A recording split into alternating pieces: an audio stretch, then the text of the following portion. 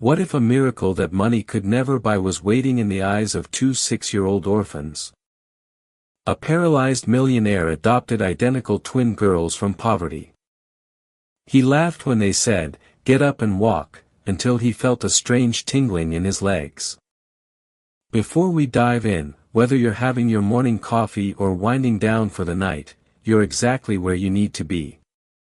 William Montgomery hated charity events.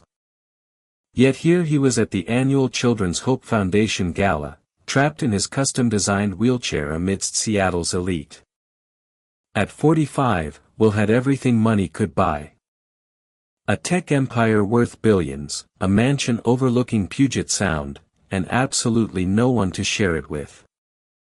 "Mr. Montgomery, so glad you could make it," Mrs. Eleanora Pierce, the foundation's director, approached with her practiced smile. At 63, she'd spent decades matching orphan children with families. "Your donation this year is extraordinarily generous," she continued. Will nodded curtly. "Tax purposes," he lied.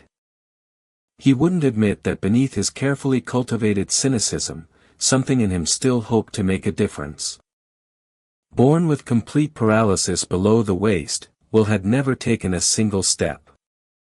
His parents had exhausted their resources seeking treatments before they died in a car accident when he was 19. Alone and angry, he channeled his brilliant mind into creating adaptive technologies, building Montgomery Solutions into a billion-dollar company. "There's someone I'd like you to meet," Mrs. Pierce said, gesturing toward the children's area. "I'm not interested in meeting anyone," Will replied, but she was already walking away. Will sighed and maneuvered his wheelchair through the crowd. He stopped at the edge of the children's play area, observing from a distance. Most of the children were engaged in various activities, except for two small figures sitting quietly in the corner. Identical twin girls, he realized, about 6 years old, with dark curly hair and unusual amber eyes. Unlike the other children in their donated party clothes, these two wore mismatched, oversized sweaters over faded dresses. They weren't playing or talking, just watching. When their eyes met his, Will felt an uncomfortable jolt of recognition. The twins whispered to each other, then stood in perfect synchronization and walked directly toward him. "Mr. Montgomery," said Mrs. Pierce, reappearing. "I'd like you to meet Emma and Olivia." The twins stopped before his wheelchair, studying him with unnerving intensity. "Hello," he said awkwardly. "You're in pain," one twin said. "Not just your legs," added the other. "Your heart hurts worse." Will's mouth went dry. "Excuse me." The girls exchanged glances, then the slightly more outspoken one, Emma, he would later learn, leaned forward and whispered, "We can help you." Something in her voice, in both their steady gazes, sent a chill down Will's spine, even in the parts of his body he'd never felt. "What did you say?" he demanded. But Mrs. Pierce was already ushering the girls away, apologizing for their behavior. "They've been through so much," she explained. "Their mother died 3 years ago. No father in the picture. They've been in 7 foster homes since then. No one keeps them long." Will couldn't tear his eyes away from the twins, who continued to watch him from across the room. "Why not?" he found himself asking. Mrs. Pierce hesitated. "People find them unsettling. They say things, know things they shouldn't." Will Montgomery left the gala earlier than planned that night, but he couldn't leave behind the memory of those amber eyes that seemed to see straight through him. Rebecca Johnson had worked as William Montgomery's personal assistant for 10 years, and in all that time she'd never seen him so disturbed. "You want to what?" she asked, certain she'd misheard. "I want information on those twins from the gala," Will repeated, not looking up from his computer. "Everything you can find." May I ask why? Will finally met her gaze. Because I can't stop thinking about them. 3 days had passed since the Children's Hope Foundation event, and Will had barely slept. Those little girls with their haunting eyes and impossible perception had lodged themselves in his mind. Tell me what happened, Rebecca said gently. Will hesitated. At 38, Rebecca was the closest thing to a friend he had, besides his business partner, Thomas. She'd been with him through medical crises, business triumphs, and countless bitter days. They said they could help me, he finally admitted, as if they knew everything.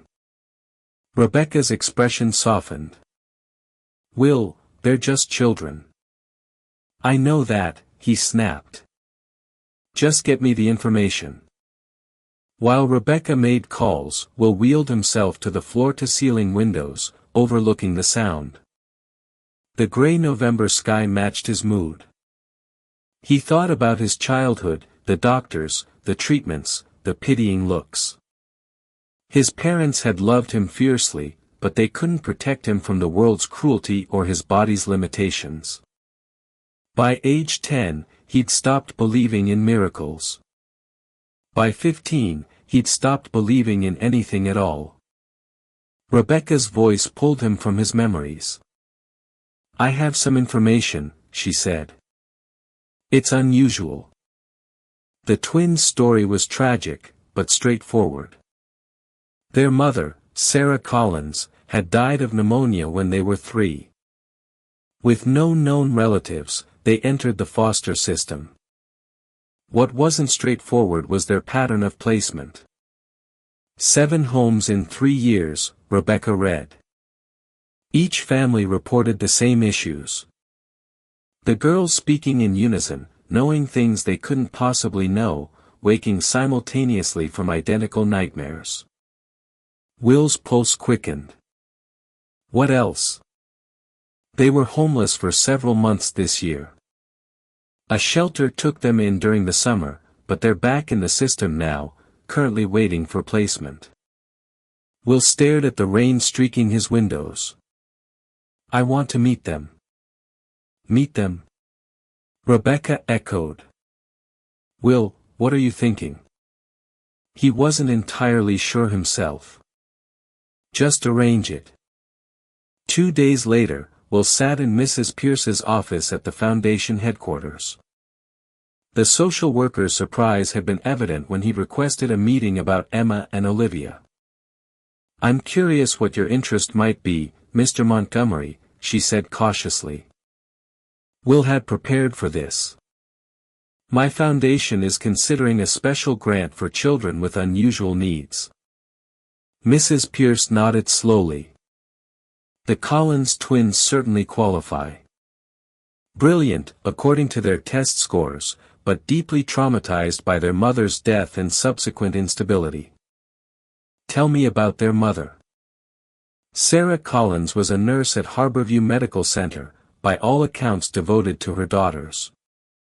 Some colleagues mentioned she had unusual beliefs, alternative healing practices. Will leaned forward. What happened to her?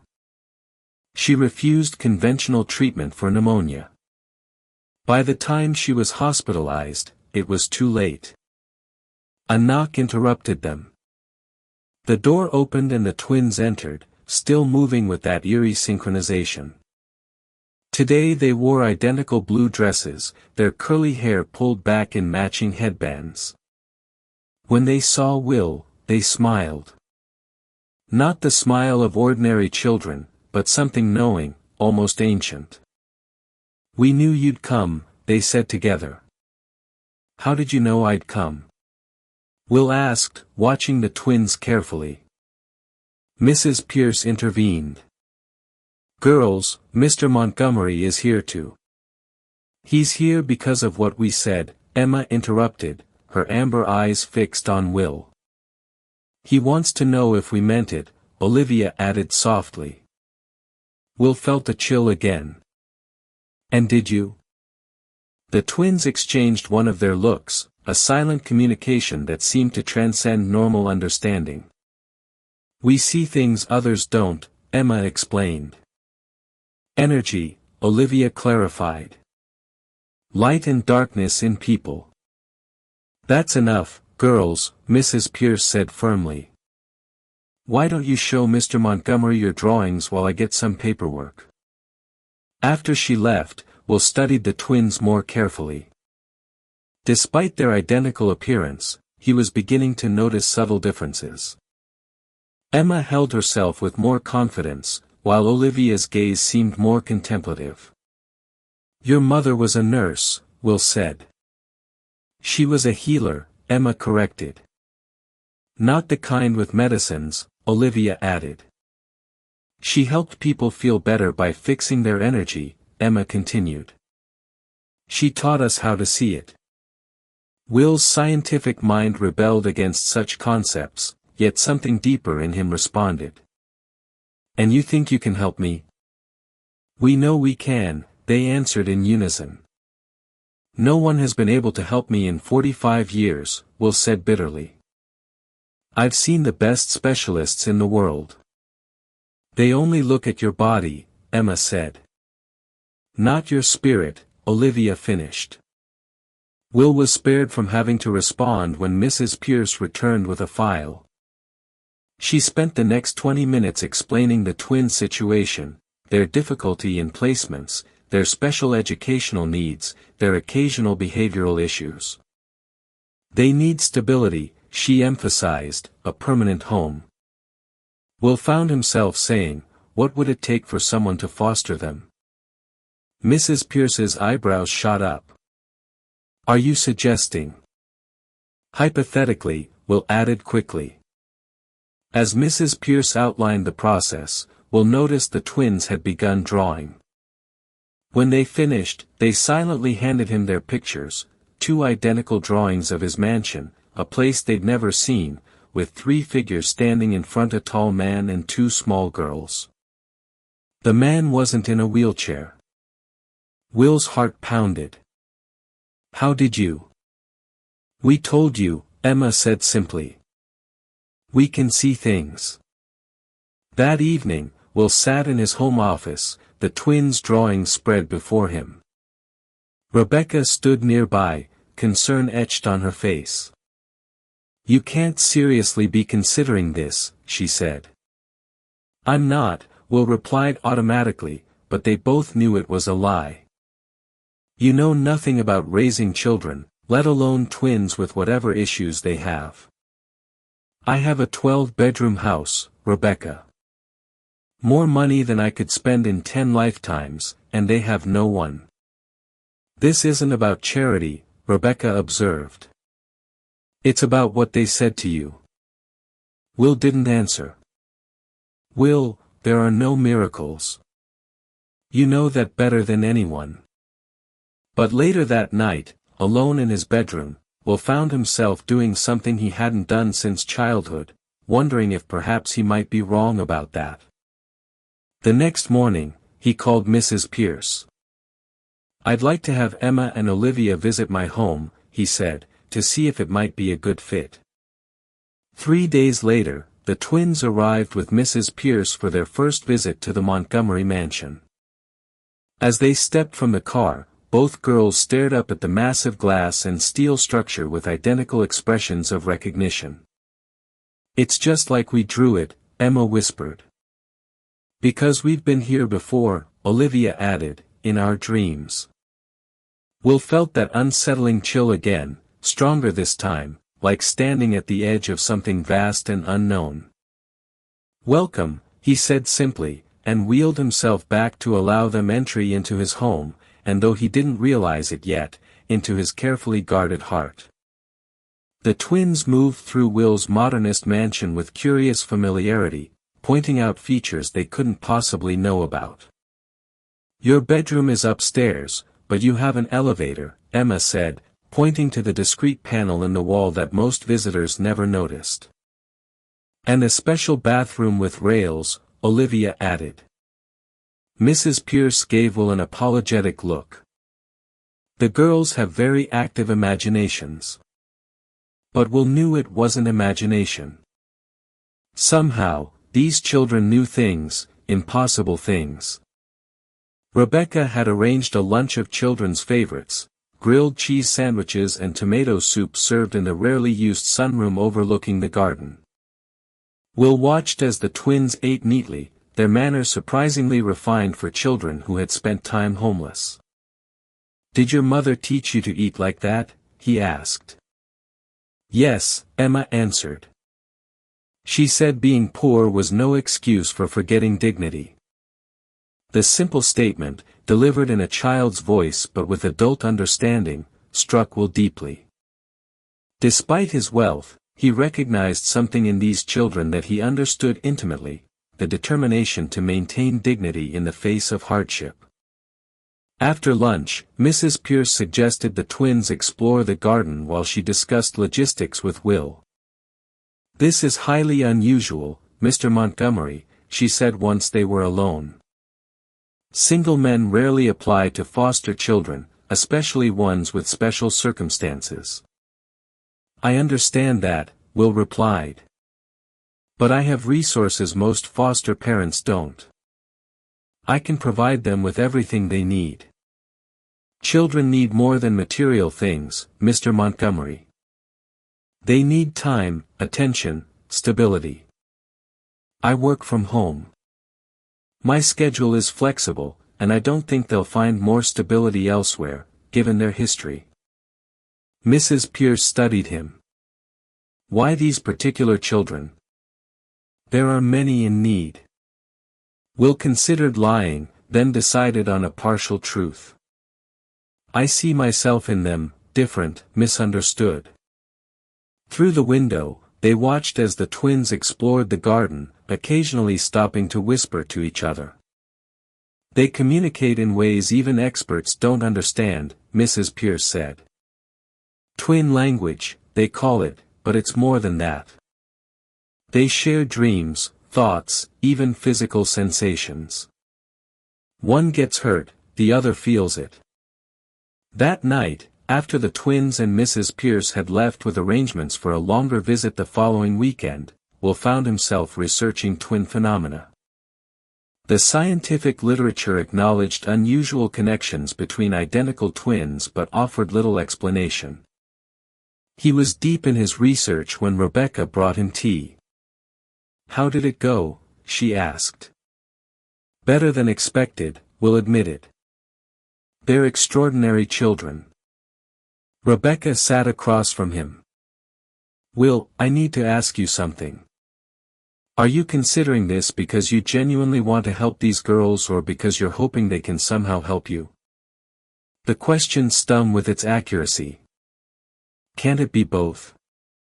"Not if you're setting yourself up for disappointment. Whatever these girls think they can do." "I know," Will interrupted. "There are no miracles." But later, in the darkness of his bedroom, Will remembered the drawing of himself standing. Something long dormant stirred inside him, hope, that most dangerous of emotions. The weekend visit came quickly. Mrs. Pierce dropped the twins off with small suitcases containing their meager possessions. "We've never had our own room before," Emma said as Rebecca showed them the guest suite Will had hastily converted into a bedroom with 2 twin beds and age-appropriate furniture. "Not since Mommy," Olivia clarified. That first night, Will was awakened at 2 a.m. by the house security system alerting him to movement. The cameras showed the twins, still in their matching pajamas, sitting in the grand living room in perfect stillness. Will took the elevator down and wheeled himself into the room. "Can't sleep?" he asked gently. "We're listening to the house," Emma explained. "It has sad places," Olivia added. "You do." "Houses don't have feelings," Will said automatically. The twins looked at him with that disconcerting wisdom. "Everything has feelings," Emma said. "Most people just forget how to hear them." "Our mommy could hear them," Olivia said softly. "That's how she knew how to fix people." Will hesitated, then asked the question that had been burning inside him. How did she fix them? She helped them remember, Emma said. Remember what? That they're more than just bodies, Olivia explained. Bodies listen to what we believe about them. And what do I believe about mine? Will asked, somehow knowing they would have an answer. That it betrayed you, they said in perfect unison. But it didn't. It's waiting for you to trust it again. The following morning, Will found himself watching the twins with new fascination. They moved through his home with a grace that belied their age and background, occasionally stopping to touch a wall or object with thoughtful expressions. What are they doing? Rebecca whispered as they observed the girls from the kitchen doorway. They say they're listening to the house, Will replied. Rebecca gave him a concerned look. Will, I know you're captivated by them, but children need normalcy, structure. They've never had normal, Will pointed out. 7 foster homes, Rebecca. Homelessness. These aren't ordinary children looking for an ordinary life. By Sunday evening, Will had made his decision. After the twins went to bed, he called Mrs. Pierce. I want to begin formal fostering procedures, he said without preamble. There was a long pause before she answered. Mr. Montgomery, while I appreciate your interest, I need to be certain you understand what you're taking on. These children have special needs that go beyond the typical. I understand that. Do you? Because it would be devastating for them to form an attachment only to be returned to the system again. Will's voice hardened. I don't give up on things, Mrs. Pierce. Very well. I'll start the paperwork tomorrow. In the meantime, we'll need to arrange a series of home visits and evaluations. Will had expected this and was prepared. His resources could expedite the process, but even he couldn't bypass all the requirements. Still, by the following weekend, the twins had moved in on a provisional basis while the formal fostering process continued. Dr. Marcus Chen arrived Monday morning for Will's regular checkup. At 52, Dr. Chen had been treating Will for over 15 years and had become more friend than physician. So, the rumors are true, he said after Will explained the situation. William Montgomery is becoming a father. Foster father, Will corrected, temporarily. Dr. Chen smiled knowingly as he checked Will's vital signs. Where are they now? With Rebecca in the garden. She's trying to establish a routine. As if summoned by their discussion, the doors to Will's study opened and the twins appeared. They stopped abruptly when they saw Dr. Chen. Girls, this is Dr. Chen, Will introduced. He's my doctor. The twins studied the physician with their unsettling gaze. You're looking in the wrong places, Emma said finally. Dr. Chen blinked in surprise. Excuse me? His spine isn't the problem, Olivia explained. It never was. The doctor glanced at Will, who shrugged helplessly. The girls have unusual perspectives, Will said. I see, Dr. Chen replied diplomatically. And what do you think is the problem, young ladies? The twins exchanged their silent communication before Emma answered, his energy is blocked. Has been since he was born. Energy? Dr. Chen echoed. Life force, Olivia clarified. It can't flow properly. Will noticed Dr. Chen's scientific skepticism battling with his cultural background. As a first-generation Chinese American, he'd grown up with concepts of qi and energy meridians alongside his Western medical training. That's a very interesting theory, Dr. Chen said carefully. It's not a theory, Emma replied with childlike certainty. We can see it. Rebecca appeared in the doorway. I'm so sorry, Will. They slipped away while I was on the phone. It's fine, Will assured her. Dr. Chen was just finishing up.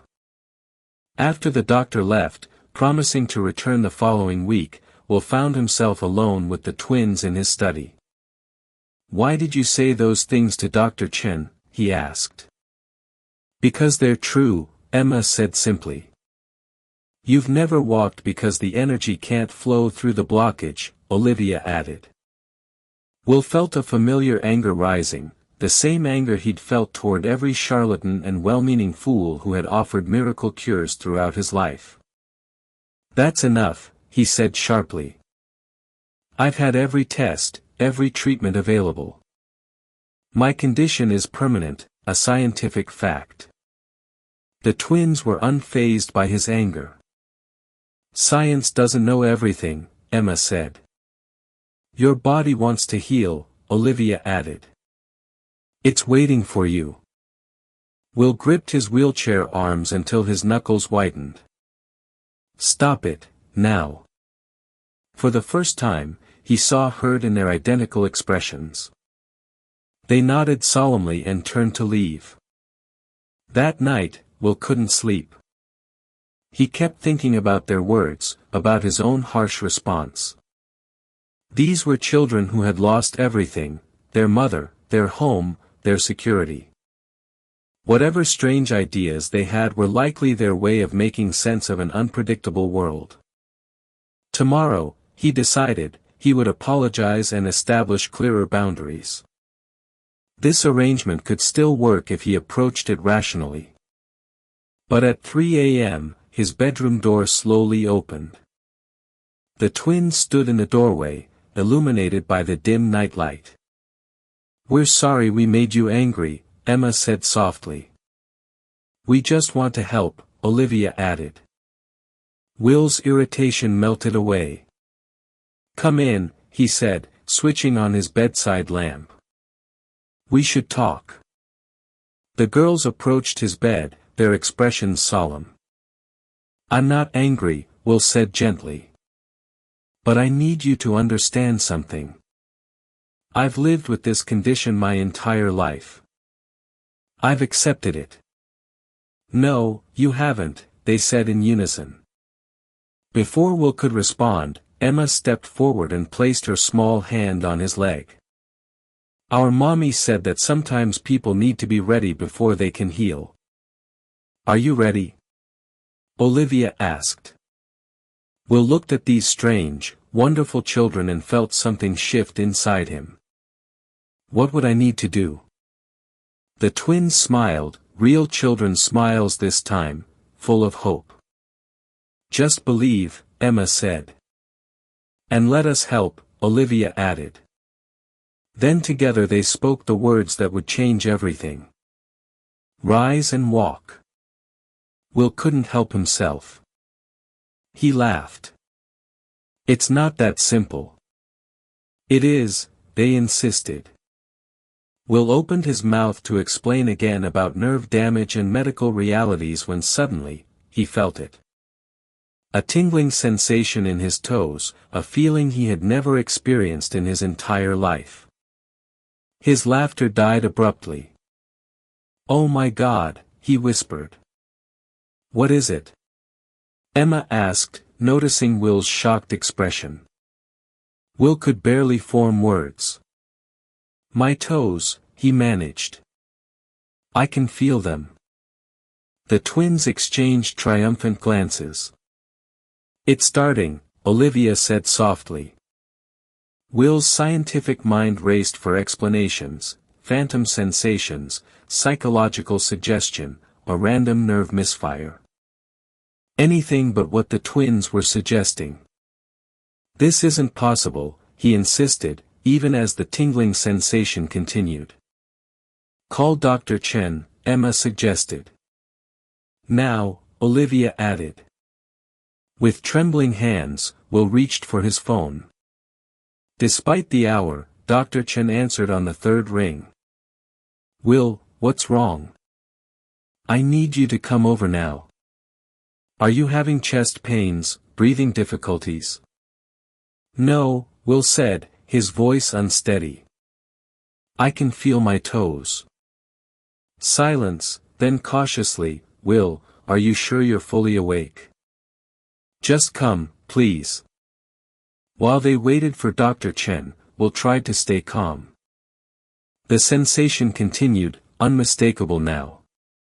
He could feel the weight of the blanket on his toes, could tell when Emma tentatively touched his foot. How? He asked the twins, who sat patiently beside his bed. How is this happening?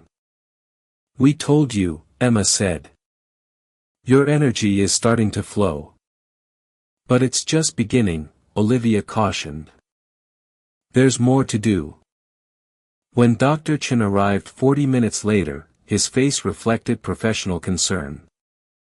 He'd known Will long enough to respect his intelligence and self-awareness. The examination was thorough. Dr. Chen tested reflexes, sensation, and response in Will's lower extremities. His expression grew increasingly bewildered. There is definitely some nerve response, he finally admitted. It's minimal, but it's there. This shouldn't be possible. But it is, Emma said confidently. Dr. Chen looked at the twins with new interest. What exactly did you do? We didn't do anything yet, Olivia explained. We just helped him start believing. This is medically impossible, Dr. Chen insisted. Nerve regeneration doesn't happen spontaneously, especially not after 45 years of complete paralysis. Maybe it's not the nerves, Emma suggested. Maybe it's something else, Olivia added. Dr. Chen frowned. What do you mean? The twins looked at each other, then at Will. Can we tell him about Mommy? Emma asked. Will nodded, still dazed by the impossible sensations in his extremities. Our Mommy could see energy, Emma began. The life force in people. When it got stuck or blocked, people got sick, Olivia continued.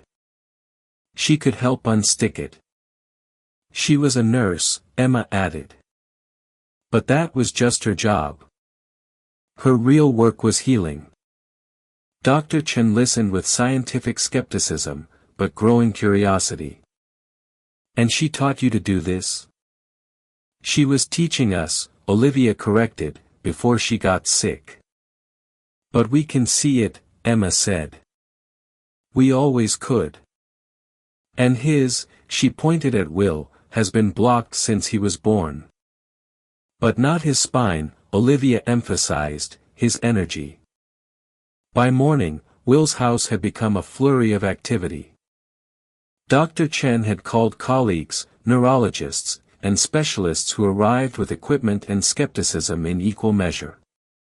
The twins watched calmly as Will underwent tests in his home medical suite. Rebecca managed the household chaos while watching Will with concern. How are you feeling? She asked when they had a moment alone. Terrified, Will admitted. Either I'm experiencing a medical miracle or I'm losing my mind. The tests confirm sensation, Rebecca reminded him. That's real. Will nodded. But what does it mean? And how is it possible? The preliminary results were baffling to the medical team. Will's nerve pathways showed increased activity, but there was no clear medical explanation for the change. When the doctors finally left, promising more tests and consultations, Will found himself alone with the twins in his study. The girls had been remarkably patient throughout the examinations, answering questions simply but revealing little. I need to understand, Will said. Please. The twins sat across from him, suddenly looking very much like the 6-year-old children they were. Tired from the long day, but determined. Our mommy explained it like this, Emma began. Everything alive has energy flowing through it like rivers, Olivia added.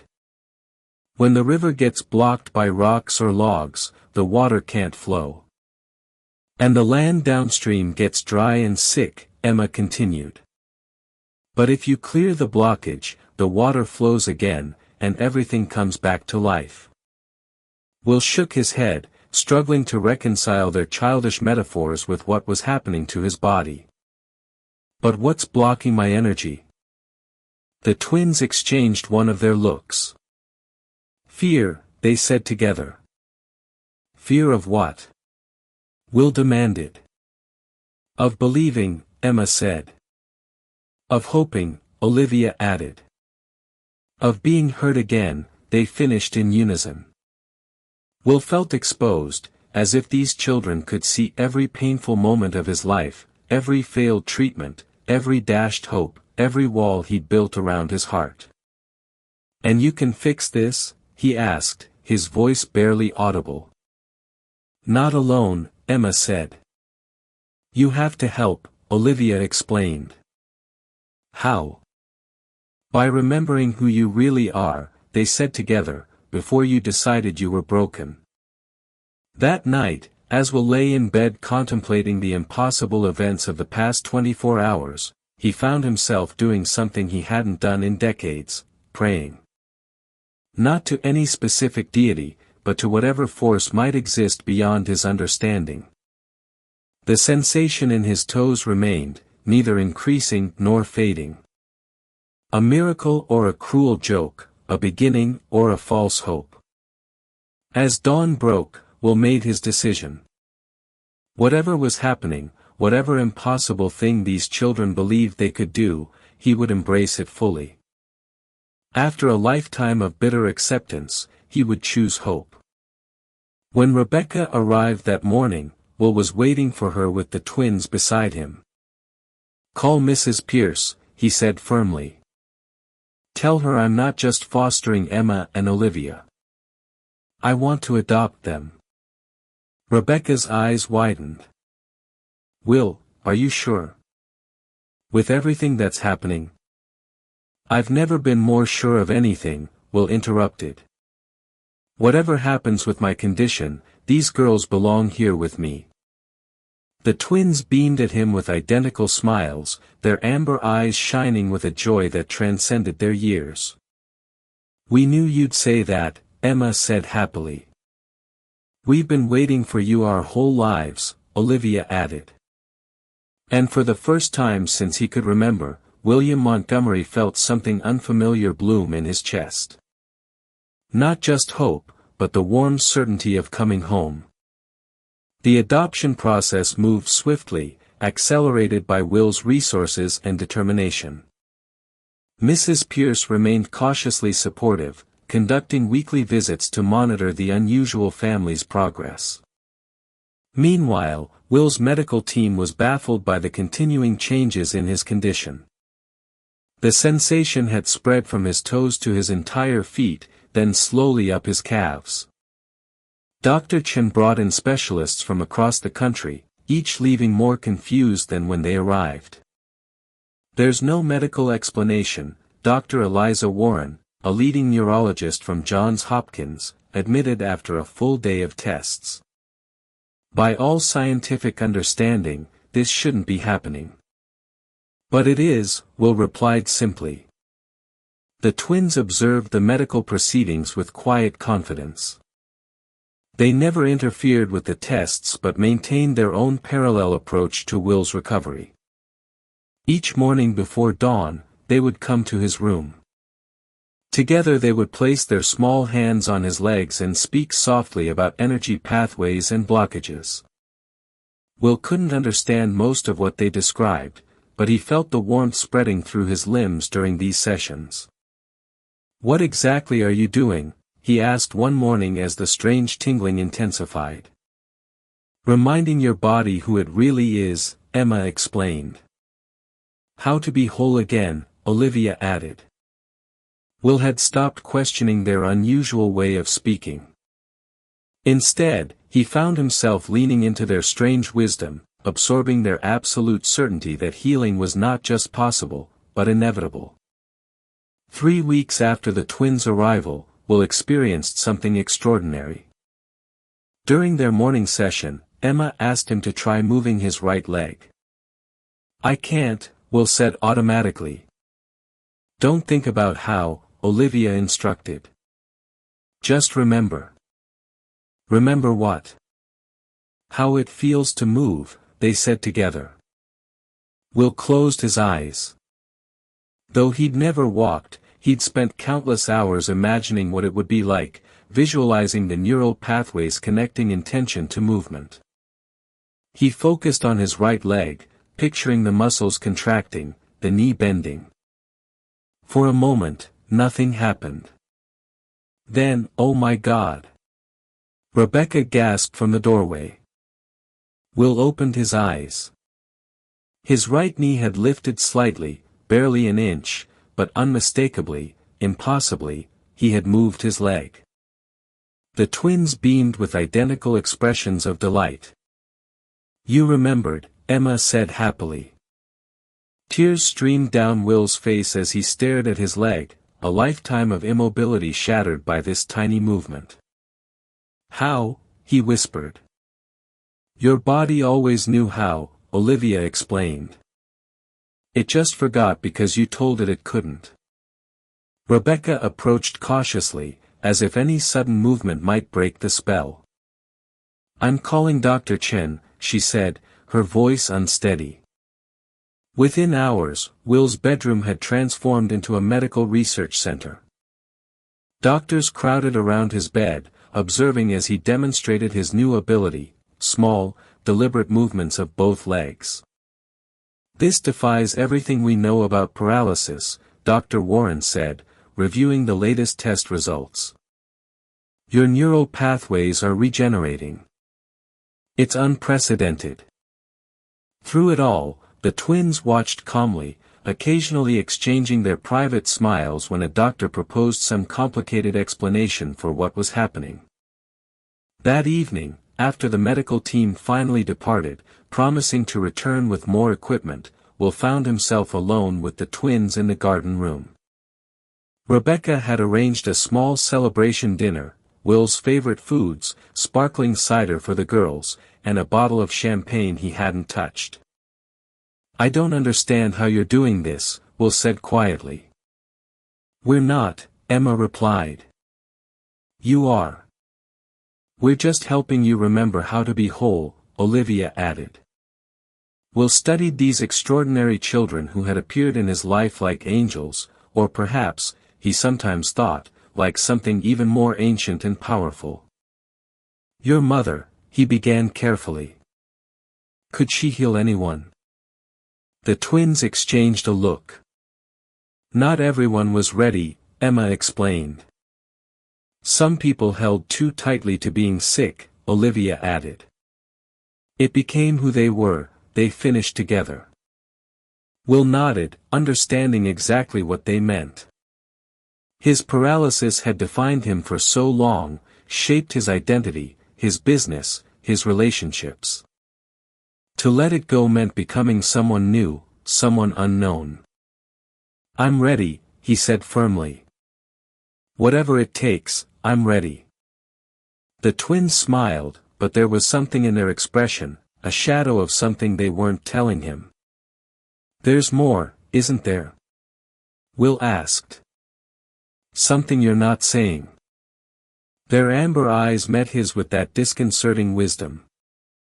"Yes," they admitted together. "Tell me." Emma reached for her sister's hand before answering. "Healing takes energy." "Our energy," Olivia clarified. "What does that mean?" Will asked, suddenly concerned. "It means there's a price," they said together. "Always." Before Will could press further, Rebecca returned with dessert. The conversation shifted, but Will couldn't stop thinking about their words. A price. What exactly were these children giving up to help him? That night, Will dreamed of walking through his garden, the twins skipping ahead of him in the sunshine. He could feel the grass beneath his feet, the muscles in his legs working in perfect harmony. When he woke, the sensation lingered, not just in his mind, but in his body. Filled with new determination, Will reached for the physical therapy equipment Dr. Chen had left. For the first time in his life, he began to exercise his legs independently, without medical assistance. By the time the twins arrived for their morning session, Will was drenched in sweat but exhilarated. "I can feel everything," he told them excitedly. "It's getting stronger." The twins nodded, but Will noticed dark circles under their eyes that hadn't been there before. They seemed paler, their boundless energy slightly diminished. "Are you feeling okay?" he asked, suddenly remembering their cryptic words from the night before. "We're fine," Emma assured him. "Just a little tired," Olivia added. But as they placed their hands on his legs and began their mysterious work, Will couldn't shake the feeling that something important was happening beneath the surface, something the twins weren't telling him, something that might change everything. News of Will's improving condition spread quickly through medical circles. What had begun as a professional courtesy, doctors discreetly consulting on an unusual case, soon erupted into a full-blown scientific controversy. Medical journals requested interviews. Research institutions offered funding for studies, and television producers called daily, seeking exclusive rights to what they were already calling the Montgomery Miracle. Will refused them all. He had two priorities: protecting the twins from scrutiny and continuing his rapidly progressing recovery. By the 6th week, Will could not only move his legs but was beginning to build strength in his atrophied muscles. Dr. Chen supervised daily physical therapy, documenting every inexplicable improvement. "The adoption hearing is next week," Rebecca reminded Will as she helped him with his exercises one morning. "Are you sure you want to proceed with all this going on?" "More sure than ever," Will replied, concentrating on bending his knee against resistance bands. "Emma and Olivia are my daughters now, regardless of what happens with my condition." Rebecca nodded, but her expression remained concerned. Mrs. Pierce called. "There are questions being raised about the girl's involvement in your treatment." Will's jaw tightened. "What kind of questions?" "Child Services is concerned about possible exploitation. Some of the doctors have reported the girl's claims about healing energy. It's raising red flags." "That's ridiculous," Will snapped. "They're not being exploited. If anything, I'm worried they're giving too much of themselves." The twins had continued to show subtle signs of fatigue. Their boundless energy had diminished, replaced by periods of unusual quietness. They still performed their morning ritual with Will, but afterward would often nap for hours, behavior Dr. Chen confirmed was atypical for children their age. When Will questioned them, they deflected with practiced skill, changing the subject or speaking in their cryptic metaphors about energy flowing between all living things. That afternoon, a neuropsychologist arrived to evaluate the twins as part of the adoption process.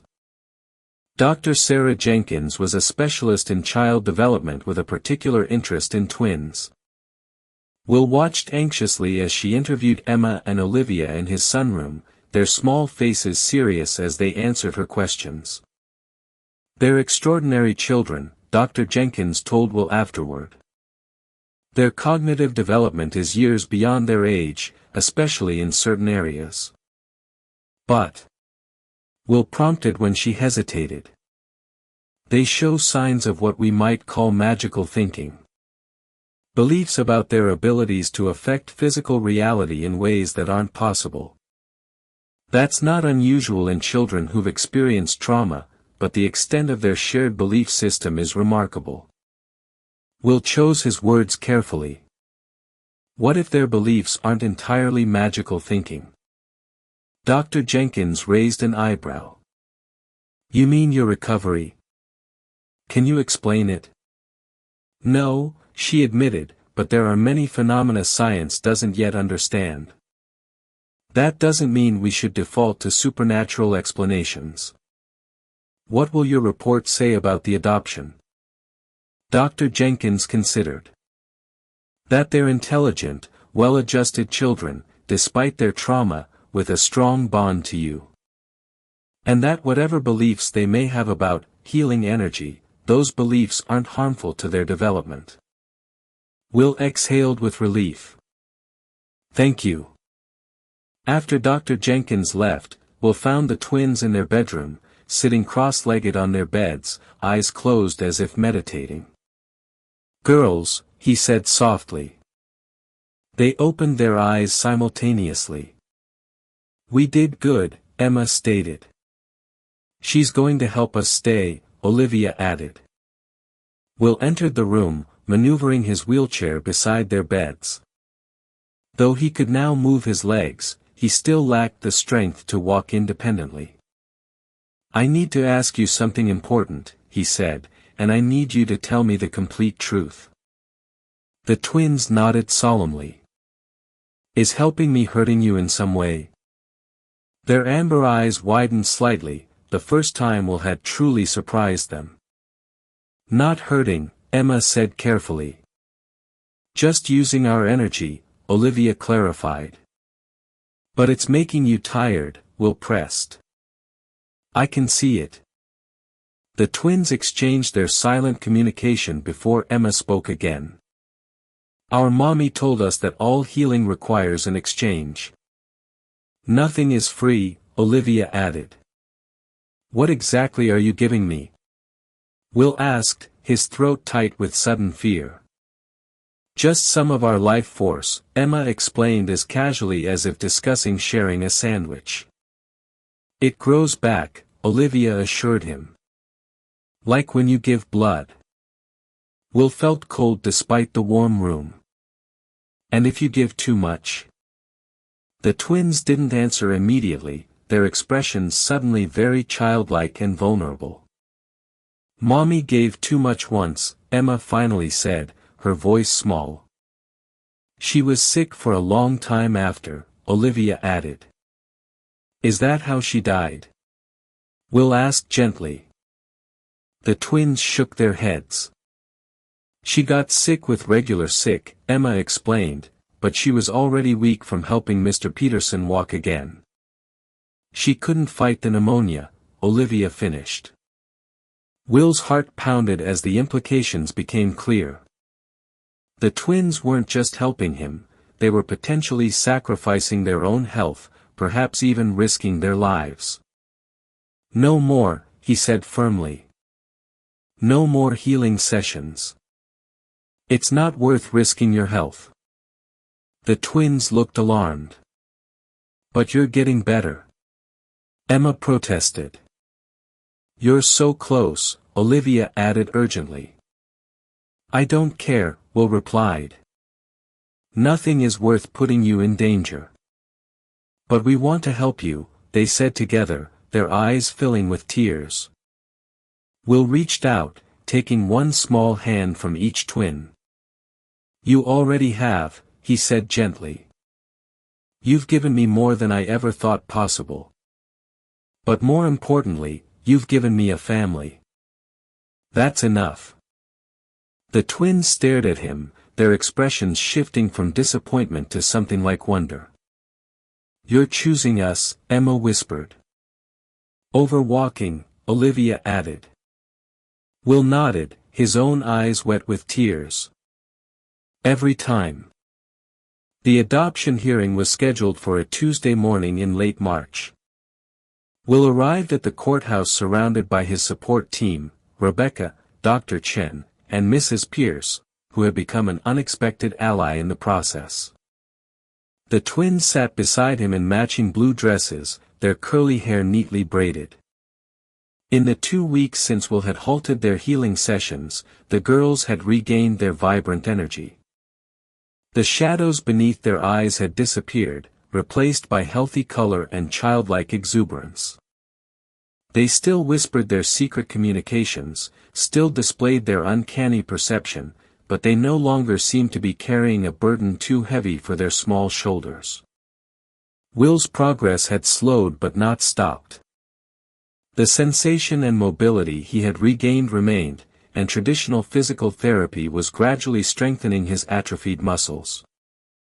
Dr. Chen had compiled a comprehensive medical file documenting the unprecedented recovery, though he was careful to avoid speculating about causes in his official reports. Judge Marilyn Sanderson, a veteran of family court with 30 years' experience, reviewed the case with careful neutrality. Will had expected questions about his disability, his ability to care for children, but instead the judge focused on his resources, support system, and emotional connection to the twins. "Mr. Montgomery," she said finally, "this is an unusual case in many respects. A single man with a significant disability seeking to adopt twins with a troubled placement history. However, the reports from child services, medical experts, and educational assessments all indicate that this placement has been remarkably successful." Will held his breath as the judge continued, "The stability, resources, and genuine affection you provide these children meets and exceeds our standards for adoption. Unless there are objections from any party present, I am prepared to approve this adoption." Mrs. Pierce stood. "Your Honor, as the children's caseworker, I fully support this adoption. In my 22 years of service, I have rarely seen children thrive so quickly in a new placement." Judge Sanderson nodded. "Then by the power vested in me by the state of Washington, I hereby declare Emma and Olivia Collins to be legally adopted, with their names changed to Emma and Olivia Montgomery. Congratulations to your new family." The twins beamed with identical expressions of joy, their amber eyes shining with tears. They hugged Will, then each other, then everyone within reach. "We are a real family now," Emma said, her voice wobbling with emotion. "Forever," Olivia added. As they left the courthouse, Will noticed a small group of reporters gathered on the steps. News of his condition had leaked despite their best efforts at privacy. "Mr. Montgomery," called one reporter, rushing forward. "Is it true you're experiencing a miraculous recovery from lifelong paralysis?" "Did these children really predict you would walk again?" asked another. Will hesitated, then spoke carefully. "My medical condition is private. What isn't private is my joy at officially becoming a father today. These remarkable girls are now Emma and Olivia Montgomery, and that's the only miracle I care to discuss." Rebecca quickly ushered them to the waiting car, shielding the twins from the cameras and questions. "That won't be the end of it," she warned as they drove away. "This story is too sensational to ignore. Billionaire adopts mysterious twins, suddenly begins to recover from lifelong paralysis. The media will be relentless." Will nodded grimly. "Will increase security at the house. No interviews, no statements beyond what I just gave." The twins listened to this exchange with unusual seriousness. "People will want to know how you're getting better," Emma observed. "They'll want us to help them, too," Olivia added. "I won't let anyone bother you," Will promised. "Your only job is to be children, to play and learn and grow." "But we're not like other children," they said together. Will smiled at them fondly. "No, you're certainly not, but you deserve a childhood all the same." That evening, they celebrated with a small party at home. Thomas Harrington, Will's business partner and oldest friend, joined them, bringing extravagant gifts for the twins and a bottle of 30-year-old scotch for Will. "To new beginnings," Thomas toasted, raising his glass. At 50, he had witnessed Will's entire business journey from struggling startup to tech empire. And to the two newest Montgomerys. Later, after the twins had gone to bed, Thomas lingered in Will's study. "They're extraordinary children," he observed. "Not just the weird healing thing, but their minds, their perception." Will nodded. "They see the world differently." "And you?" Thomas asked carefully. "How are you really doing with all this?" Will considered the question. "Transformed," he said finally. "Not just physically, but everything has changed, Thomas. For the first time in my life, I'm not defined by what I can't do. The doctors still have no explanation. None that makes scientific sense, but I've stopped looking for explanations and started accepting possibilities." Thomas studied his old friend. "You know, all those years we spent building Montgomery solutions, I thought you were driven by ambition. But it was always about control, wasn't it? Controlling your environment, your destiny." Will smiled wryly. "And now I've learned to let go, to trust in something I can't understand or control." "Fatherhood will do that to you," Thomas said with a laugh. "Wait until they're teenagers." The next morning, Will woke to find the twins sitting at the foot of his bed, watching him with their unsettling intensity. "Is everything okay?" he asked, immediately concerned. "We've been thinking," Emma began. "About your legs," Olivia continued. Will frowned. "We discussed this. No more healing sessions." "We know," they said together. "But we had a dream." "The same dream," Emma clarified. "About how to help you without hurting us," Olivia finished. Will sat up, intrigued despite his caution. "What kind of dream?" "Mommy came to us," Emma said simply. "She showed us a better way." "A safer way," Olivia added.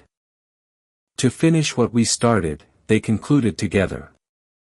Will studied their earnest faces, torn between hope and fear. "I won't risk your health," he said firmly.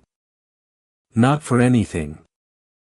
"That's why it will work," Emma explained cryptically. "Because you love us more than walking," Olivia added. "That changes everything," they said in unison. "Explain this dream," Will said, his curiosity overcoming his caution. The twins settled more comfortably on his bed, their expressions animated for the first time in weeks when discussing his recovery. "Mommy said we were doing it wrong," Emma began. "Using our energy instead of connecting energies," Olivia clarified. "It's like," Emma paused, searching for words a child could use to explain something beyond adult understanding, "like we were giving you our batteries instead of showing you how to recharge your own." Will frowned. "And this new method would be safer for you?" "We don't give you anything," Olivia explained. "We just show your body how to remember." "Like teaching instead of doing," Emma added. Will considered their explanation. "And your mother showed you this in a dream?" The twins nodded solemnly. "She's still watching over us," Emma said. "She was worried we'd give too much," Olivia added. Despite his scientific skepticism about dream visitations, Will couldn't dismiss the twins' conviction. Their previous methods, however inexplicable, had produced undeniable results. "If, and I mean if, we try this," Will said carefully, "how would I know it's not draining you?" "We do it together," Emma suggested. "You, me, and Olivia. You'd feel what we feel. And Dr. Chen could check us before and after," Olivia added practically. Will smiled at their thoughtfulness. "Let me think about it," he promised. Later that day, Dr. Chen arrived for Will's regular physical therapy session. After assessing Will's progress, which continued to baffle and impress the medical team, Dr. Chen mentioned the increasing media interest. Johns Hopkins wants to publish a case study, he said. Harvard Medical is requesting tissue samples. The Mayo Clinic has offered full access to their regenerative medicine department. Will sighed. And what would you recommend as my doctor and my friend? Dr. Chen considered carefully. As your doctor, I'd say the scientific community deserves to study your case. What's happening to you could potentially help countless others with spinal injuries. And as my friend? As your friend, I'd say follow your instincts. You've got something remarkable here, not just your recovery, but those children. Trust whatever process is working for you. Will nodded. The twins want to try again. A different approach. They say their mother showed them in a dream. Dr. Chen raised an eyebrow. And you're considering it? They believe it won't drain their energy this time. Would you be willing to monitor them, check their vital signs before and after? Of course, Dr. Chen agreed. When? Tomorrow morning, we'll decide it. Their usual time. That night, Will could barely sleep. He alternated between hope and anxiety, hope that the twins' new method might complete his healing, and anxiety that they might harm themselves despite their assurances. When dawn finally broke, he was already awake, staring at the ceiling. Right on schedule, there was a soft knock at his door, and the twins entered in their matching pajamas, followed by Dr. Chen carrying monitoring equipment. Good morning, Will said, trying to sound calmer than he felt. Dr. Chen attached small sensors to the twins' wrists and temples, connecting them to a portable monitor. These will track heart rate, blood pressure, brain activity, and oxygen levels, he explained. If anything changes significantly, we'll stop immediately. The twins nodded, seemingly unconcerned, as they climbed onto Will's bed. This time, instead of placing their hands on his legs, they each took one of his hands. Close your eyes, Emma instructed. And listen with your heart, not your ears, Olivia added. Will complied, feeling slightly foolish but determined to follow their guidance. For several minutes, nothing happened. Then slowly, he became aware of a subtle vibration passing through their joined hands. It wasn't physical exactly, more like the awareness of electricity before touching a metal doorknob. Can you feel that? Emma asked softly. Yes, Will whispered. That's your energy, Olivia explained. It's always been there. Now feel ours, they said together. The vibration changed, becoming more distinct, like a musical note joining a single tone to create harmony. We're showing your body how energy should flow, Emma said. Not giving you ours, Olivia emphasized. Just teaching. Will felt warmth spreading from their joined hands up his arms, through his chest, and down into his legs. Unlike their previous sessions, this didn't feel like something entering him from outside, but rather like something within him awakening, remembering. Dr. Chen watched the monitors closely. Heart rate stable, he reported. Brain activity synchronizing, but within normal parameters. The sensation continued to build, flowing through Will's body like a gentle current. When it reached his legs, he gasped. The tingling was stronger than ever before, but different. Not the pins and needles of returning sensation, but a solid, grounded feeling of connection. Try moving now, Emma suggested without opening her eyes. Will focused on his legs. They responded immediately, bending at the knees, then straightening. No hesitation, no weakness, just normal, natural movement. Oh my God, Dr. Chen breathed. Will opened his eyes to see his legs moving smoothly under the blankets, as if they had never been paralyzed. The twins were still holding his hands, their amber eyes watching him with perfect confidence. "How do you feel?"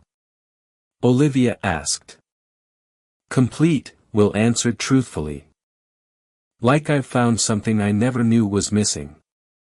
Dr. Chen checked the monitors again. "The girl's vital signs are completely normal," he reported. "No signs of stress or depletion." The twins beamed. "See," Emma said happily. "Mommy was right. Teaching is better than giving," Olivia added. Will squeezed their hands gently. "Thank you," he said, his voice thick with emotion. "Try standing," they suggested together. Will hesitated. Despite the extraordinary progress, he hadn't attempted to bear his full weight yet. The physical therapists had warned about rushing this stage, about the risk of falls and injuries after a lifetime of muscle atrophy. "Are you sure?" he asked. The twins nodded confidently. Slowly, Will moved to the edge of the bed. With Dr. Chen hovering nearby, ready to catch him, he placed his feet on the floor. The sensation was intense, the coolness of the hardwood, the pressure against his soles. He took a deep breath and pushed himself upright.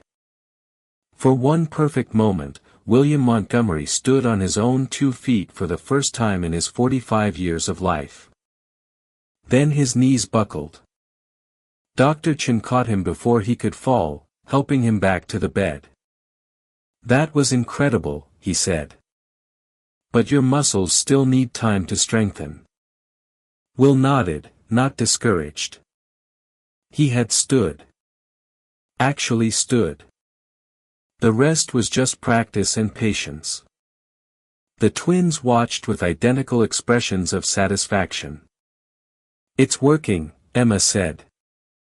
"Just like Mommy showed us," Olivia added. But slowly, they cautioned together, one step at a time. Spring arrived in Seattle with an explosion of cherry blossoms and new beginnings. 3 months had passed since the twins had officially become Montgomerys, and life in the mansion had transformed as dramatically as the season. Will progressed from standing with support to walking short distances with a walker. His medical team documented every milestone with scientific precision, though they had long since abandoned conventional explanations for his recovery. Most had settled into a respectful agnosticism about the cause while focusing on supporting the effect through traditional physical therapy. The press continued to circulate rumors about the Montgomery miracle, but Will's privacy measures held firm. No reporters breached the estate security and no details leaked from the medical team. The public remained fascinated but uninformed, allowing the new family to bond in relative peace. The twins flourished in their new life. Their academic assessments placed them years ahead of their peers, prompting Rebecca to arrange for private tutoring rather than conventional schooling. They remained unusual children, still speaking in unison, still displaying uncanny perception. But they also began to show more typical childish behaviors. They developed an obsession with butterflies, demanded ice cream after dinner, and occasionally even argued with each other. On a warm April afternoon, Will sat in the garden watching the twins chase butterflies among the flower beds. He still used a wheelchair for longer periods, but today he sat in a regular garden chair, savoring the sensation of grass beneath his feet. Rebecca joined him, carrying iced tea. "They seem so normal today," she observed, nodding toward the girls. Will smiled. "They contain multitudes." "The adoption attorney called," Rebecca said. "All the final paperwork is complete. They're officially, irrevocably yours." "No, I'm theirs," Will corrected gently. "They chose me, remember?" Rebecca studied him. You know, in all the years I've worked for you, I've never seen you happy until now. I wasn't, Will admitted. Successful, yes. Accomplished, certainly. But not happy. The twins spotted them talking and ran over, their cheeks flushed with exertion. Daddy, they called in unison, a title that still sent a thrill through Will's heart every time he heard it. We need butterfly books, Emma announced. And nets, Olivia added. Gentle ones that won't hurt them. We want to learn all the species, they explained together. Will laughed. I think we can arrange that. As the twins raced off again, Rebecca shook her head in amazement. It's like they've forgotten they have supernatural healing powers. They haven't forgotten, Will said. They're just being children, too. The twins continued their morning sessions with Will, though they had evolved into something more like guided meditation than healing.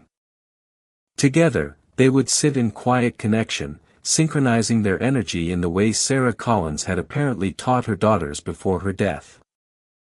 Will's medical team, led by Dr. Chen, continued to document his progress while respecting the twins' privacy.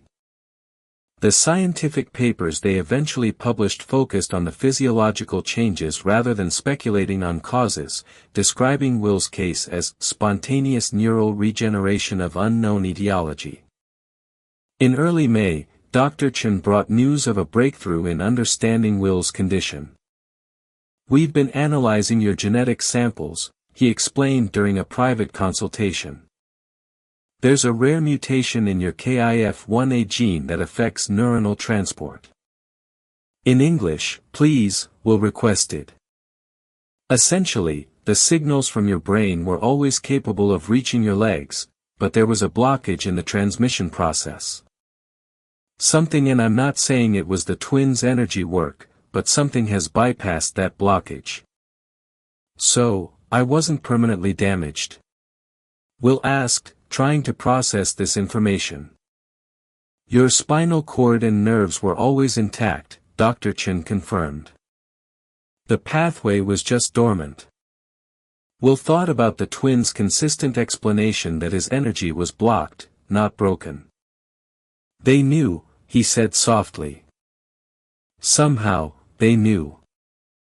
That evening, Will shared Dr. Chen's findings with the twins during their bedtime routine. They listened with matching expressions of polite interest, as if hearing confirmation of something they had always known. That's what we told you, Emma said simply. Your energy was stuck.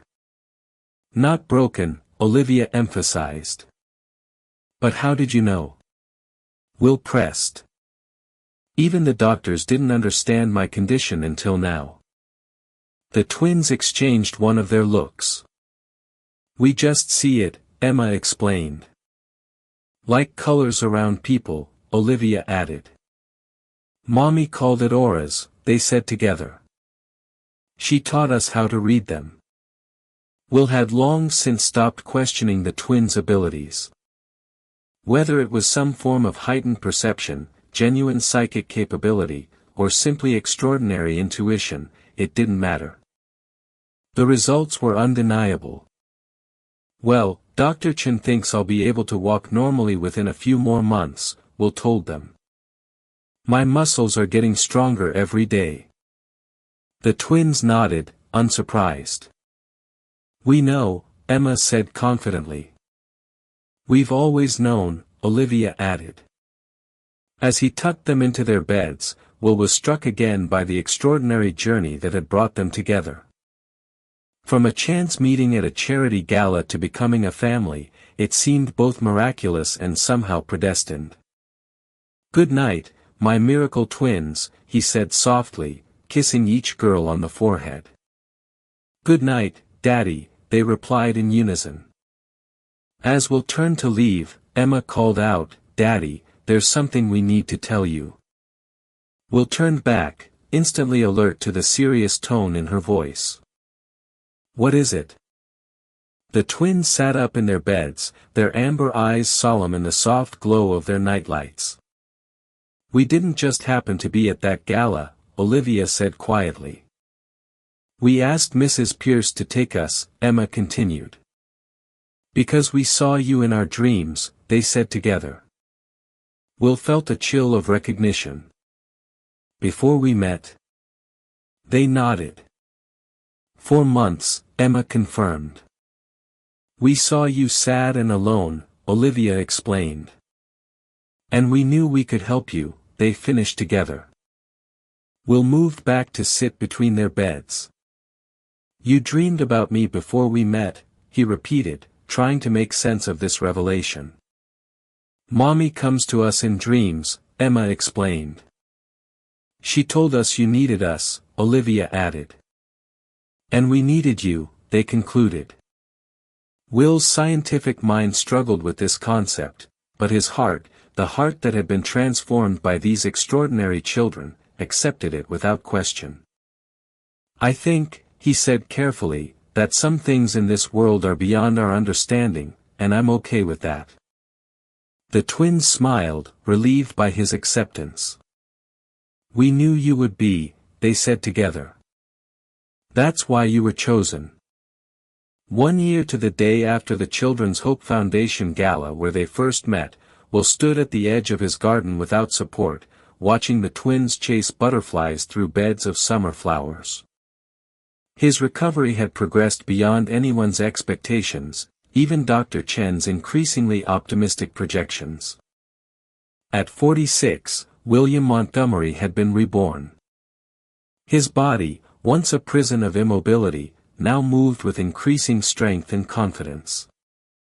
His heart, once isolated behind walls of bitter resignation, now expanded with love for the two small miracles who had changed everything. "They look happy," Thomas observed, joining Will on the garden path. He had become a frequent visitor and an enthusiastic uncle figure to the twins. "They are happy," Will confirmed. "We all are. The board wants to know when you're coming back full-time," Thomas said, though his tone suggested he already knew the answer. Will smiled. "Montgomery Solutions is in excellent hands with you as CEO. I'll consult when needed, but my priority is right here." He nodded toward the twins, who had discovered a particularly vibrant butterfly and were following it with reverent concentration. "I never thought I'd see the day when William Montgomery chose family over business," Thomas said, though there was no judgment in his voice, only wonder at his friend's transformation. "Neither did I," Will admitted. "But then, I never thought I'd see the day I could stand on my own 2 feet either." As if sensing they were being discussed, the twins abandoned their butterfly pursuit and ran toward Will and Thomas. At 7 now, they had grown taller, their amber eyes as striking as ever in their sun-kissed faces. "Daddy," they called. "Can we show Uncle Thomas our new trick?" Will laughed. "As long as it doesn't involve making anything levitate. I think Thomas has had enough supernatural experiences for one lifetime." The twins giggled, a wonderfully ordinary sound from such extraordinary children. "No levitation today," Emma promised. "Just butterflies," Olivia added. They demonstrated how they could stand perfectly still with their arms outstretched, waiting patiently until butterflies landed on their fingers. Their synchronization remained perfect, their movements mirror images of each other. "Remarkable," Thomas murmured. "Are they always still so connected?" "Yes," Will replied. "The doctors say they've never seen twins with such heightened synchronicity. They share dreams, finish each other's thoughts, feel each other's pain." "And the healing ability?" Will shrugged. "They don't talk about it much anymore. It's just part of who they are, like their eye color or their love of butterflies." The truth was more complex. The twins still performed their morning ritual with Will, though it had evolved into something more like a spiritual practice than a healing session. Sometimes Will caught them watching other people with their intense, evaluating gaze, the gardener with arthritis, a delivery person with a limp, even Dr. Chen when he mentioned his migraines. But they never approached anyone else, never offered their gift beyond their family circle. Will they ever use their ability to help others? Thomas asked, as if reading Will's thoughts. That will be their choice when they're older, Will replied. For now, they deserve a childhood, something they never really had until now. As the afternoon light began to fade, Rebecca called from the terrace that dinner was ready. The twins ran ahead while Will and Thomas followed more slowly. I have something to show you, Will said, stopping Thomas with a hand on his arm. Something I haven't shown anyone yet. Thomas raised an eyebrow questioningly. Will took a deep breath, then did something he had been practicing in private for weeks. He broke into a jog, running several yards along the garden path before returning to Thomas with a triumphant smile. Thomas stared in amazement. My God, Will. I've been working up to it, Will explained, slightly out of breath but exhilarated. The physical therapists say it's unprecedented. Does anyone else know? Will shook his head. Just you and the twins, of course. They always know. I'm planning to surprise Rebecca and Dr. Chen tonight. They'll be thrilled, Thomas said, clearly moved by his friend's achievement. At dinner, the extended family gathered around the table, Will, the twins, Rebecca, Thomas, and Dr. Chen, who had become a close friend through the extraordinary journey of the past year. The conversation flowed easily, punctuated by the twins' enthusiastic descriptions of their butterfly discoveries. When dessert was served, Will caught the twins' eyes and received their slight nods of encouragement. He stood, raising his glass for a toast. 1 year ago today, my life changed forever when 2 remarkable little girls told me I could be healed. I didn't believe them then. Why would I? I'd spent 45 years accepting the impossible couldn't happen. He looked at each person around the table. But Emma and Olivia taught me the most important lesson of my life, that what we believe creates our reality. They saw possibilities where everyone else, including me, saw limitations. Will set down his glass and stepped away from the table. And so, on this anniversary, I want to share something with all of you.